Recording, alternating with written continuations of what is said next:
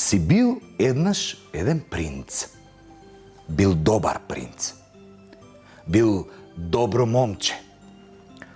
Неговите татко и мајка, царот и царицата, го сакале најмногу на светот.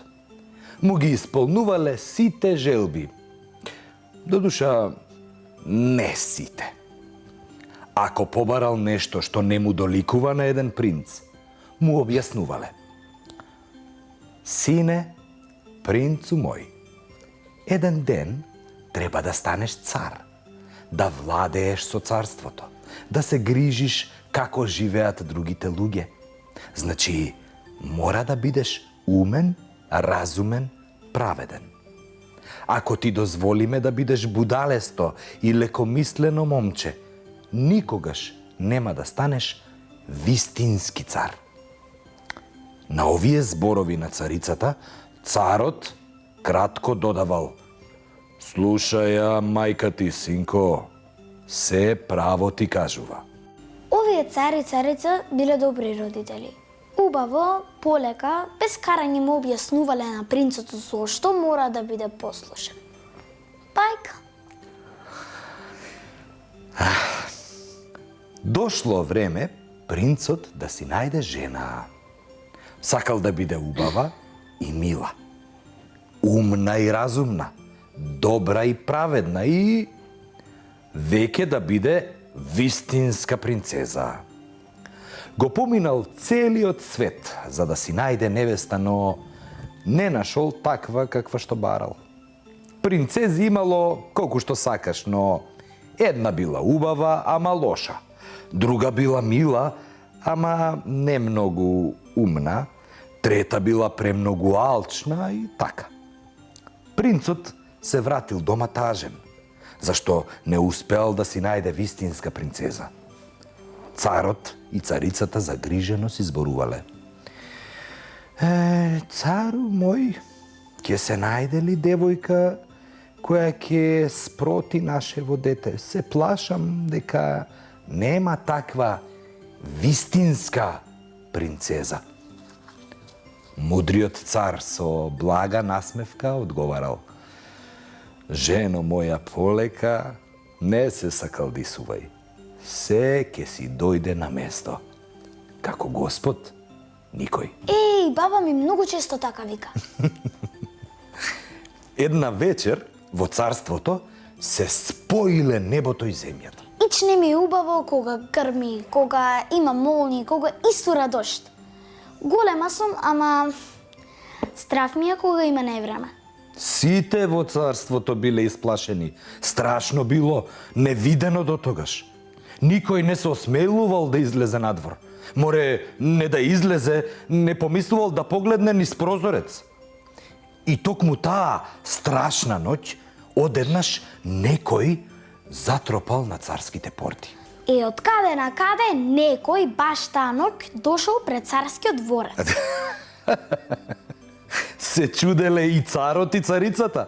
И принцот бил љубопитен кој ненамерник или намерник ќе им биде гостин таа дождлива, ветровита, страшна ноќ. И кој бил на вратата? Една девојка. Каква девојка? Мокра, до гола кожа. Искисната, премрзната се тресела, едва изборувала: добра вечер, јас сум принцеза. Помогнете ми, морам да влезам, не можам веќе. И, пред да се струполи на прагот, царицата и помогнала да влезе, да седне покрај огнот и да дојде на себе. Кога облекла сува, топла облека и испила 2 чаши чај, девојката раскажала дека е принцеза од едно соседно царство. Дека била тргната на пат, но царскиот кочијаш бил невнимателен, се случила несреќа и дека талкајки во ноќта, не знае каде стигнала. Ве молам, помогнете ми, милозливо зборувала принцезата. Татко ми богато ќе ве награди, а јас ќе ви бидам должник додека сум жива, ветувала непознатата девојка. Царицата ги слушнала приказните на девојката и нејзините молби за помош. Во дворецот имало празни одеи, имало храна во изобилие, па не било проблем да ја помогнат на премрзнатата и преморена девојка. Но, друго ја мачело царицата. Девојкава Емила се однесува многу воспитано, изгледа префинето, има убави манири, но од каде да знам дека не е лажга? Како да знам дека е вистинска принцеза? Царицата брзо размислувала и смислила план. Отишла во спалната, од креветот ги извадила и душекот и постелнината, и чаршафите и перниците.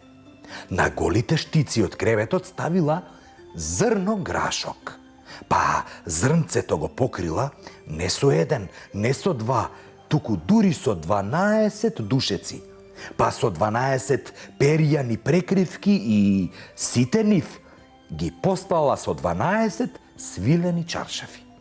И сето тоа за да види како ќе се однесува девојката откако ќе ја помине ноќта лежејки врз зрно грашок. Принцот видел што направила мајка му и смешкајки се си рекол: никогаш не би се сетил вака да откријам која девојка е вистинска принцеза. Девојката легнала на специјално наместениот кревет и таму ја поминала ноќта. Изутрината царицата ја прашала како спиела. Драги домакини, ви благодарам за гостопримството и за најдобрата желба да ми помогнете, но јас ноќта ја поминав многу лошо. Речи си, око не склопив. Искрено одговорила девојката. Еден Господ знае што беше тоа во постелата. Лежев на нешто тврдо, па сега целава снага ми е во модринки. Ова е ужасно што ви го кажувам, но ме прашавте. Воздивнала девојката. Веќе никој немал дилема и сомнеш дали девојката е вистинска принцеза, зашто лежала на 12 душеци, 12 перјани прекривки и на 12 свилени чаршафи, а сепак го почувствувала зрното грашок. Царицата задоволно рекла: синко мој, толку чувствителна и нежна, внимателна и воспитана може да биде само вистинска принцеза.